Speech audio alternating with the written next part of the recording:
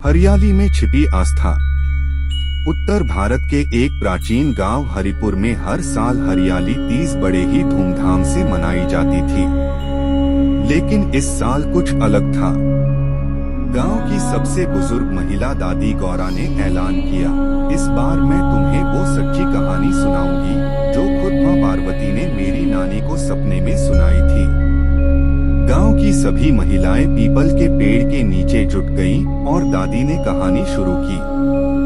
भाग एक, पहला जन्म और पहली तपस्या। सती दक्ष प्रजापति की पुत्री शिव को मन ही मन पति मान बैठी थी, लेकिन पिता दक्ष को शिवजी का वैरागी रूप न भाया।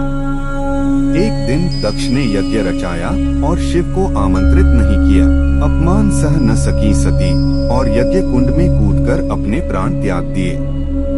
शिव जी ने उस समय सती के वियोग में क्रोध में तांडव किया और संसार को विनाश के करीब ला खड़ा किया। लेकिन समय के साथ उन्होंने ध्यान में लीन होकर संसार की गति को पुनः संतुलित किया। भाग दो, हिमालय की पुत्री और जन्म पुनः। कई वर्षों बाद सती ने पार्वती रूप में राजा हिमालय के घर जन्म लिया। मां मैना ने पुत्री को फूलों की तरह पाला, लेकिन पार्वती का मन तो बचपन से ही शिव को चाहने लगा था। जब वह किशोरी हुई तो एक दिन उन्होंने हिमालय से कहा, पिता, मैं केवल शिव को ही अपना पति मानती हूँ, कृपया मेरा विवाह किसी और से न करना। हिमालय ने कहा, बेटी, शिव तपस्वी हैं, तुम राजकुमारी हो, तुम्हारे लिए कोई और। पार्वती ने मुस्कुराकर उत्तर दिया, मेरा भाग्य मैं नहीं लिख सकती, लेकिन अपने प्रेम को मैं तप से सिद्ध कर सकती हूँ। भाग तीन, तप की अग्नि में आस्था। पार्वती ने शिव को पाने के लिए घने जंगलों में हजारों वर्ष तक कठिन तप किया। न तो भोजन, न वस्त्र, न छाया, सिर्फ मन में शिव का नाम और हृदय में विश्वास।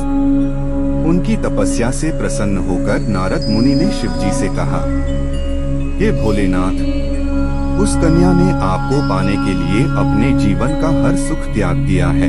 शिव मुस्कुराए लेकिन बोले, उसका प्रेम सच्चा है, पर मैं उसे परीक्षा की अग्नि में देखना चाहता हूँ। भाग चार, स्वप्न, परीक्षा और पुनर्मिलन। एक दिन पार्वती की तपस्या को परखने के लिए शिव साधु के रूप में उनके सामने आए और बोले, हे कन्या, तुम एक भिखारी, तुच्छ और अघोरी योगी को पति बनाना चाहती हो। शिव कोई राजा नहीं, न उनका घर, न परिवार।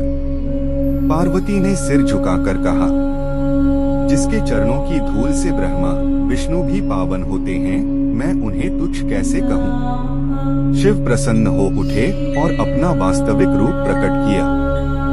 सारे देवताओं ने आकर शिव पार्वती के विवाह का आयोजन किया। यह विवाह श्रावण मास की शुक्ल तृतीया को हुआ और तभी से हर साल इस दिन को हरियाली तीज के रूप में मनाया जाने लगा।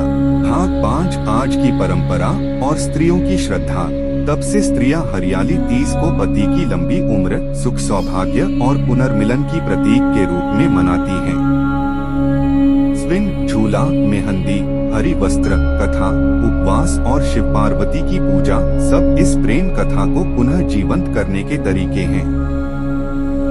कहानी का समापन। और इस तरह हरियाली तीज का ये पर्व केवल व्रत या रीति नहीं, बल्कि एक स्त्री की श्रद्धा, प्रेम और शक्ति का प्रतीक बन गया।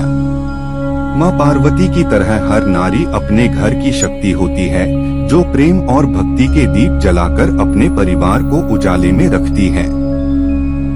हरियाली तीज की पवित्रता आज भी लोगों के दिलों में हरियाली की तरह ताजगी भरती है। एक व्रत जो केवल सुखद वैवाहिक जीवन की कामना नहीं, बल्कि आत्मबल और सच्चे प्रेम की विजय का प्रतीक है। मन की शक्ति से जुड़े, अगर आपको ये कथा भावुक लगी हो, आपके मन को छू गई हो, तो हमारे YouTube चैनल मन की शक्ति को जरूर लाइक, शेयर और सब्सक्राइब करें। यहाँ हम लाते हैं ऐसी ही आध्यात्मिक कहानियाँ, भक्ति कथाएं और जीवन को छू लेने वाले प्रेरणादायक प्रसंग, जो आपके दिल को शांति दें और आत्मा को सुकून। हर हर महादेव। जय मां पार्वती। जय मन की शक्ति।